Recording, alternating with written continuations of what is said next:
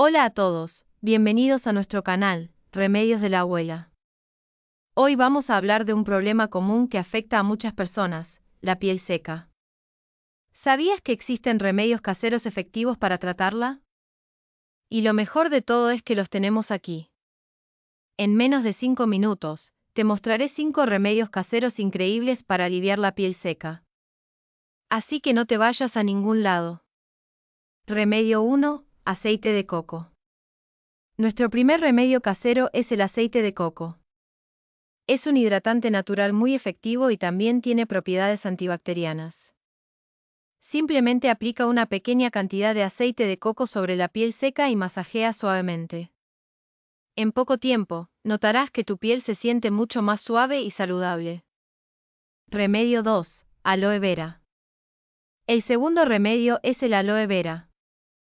Es conocido por sus propiedades calmantes e hidratantes.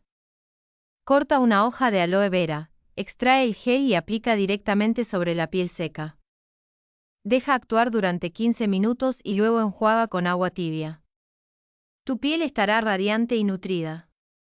Remedio 3, miel. El tercer remedio es la miel. Contiene antioxidantes, minerales y vitaminas que ayudan a mantener la piel hidratada y nutrida. Aplica una capa delgada de miel sobre la piel seca y deja actuar durante 10 minutos. Luego, enjuaga con agua tibia. Te sorprenderá la diferencia que puede hacer en tu piel.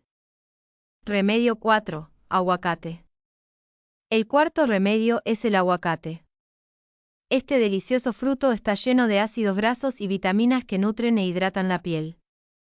Machaca la pulpa de un aguacate hasta obtener una pasta suave y aplícala sobre la piel seca.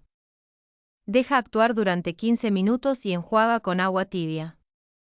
Tu piel se sentirá suave y rejuvenecida. Remedio 5, leche. Finalmente, nuestro quinto remedio es la leche.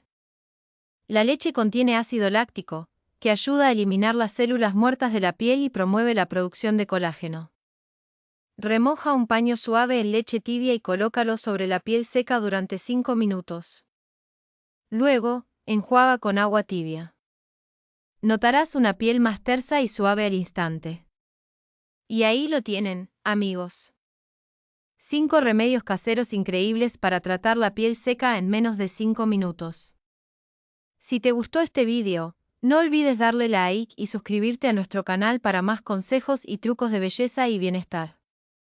Hasta la próxima.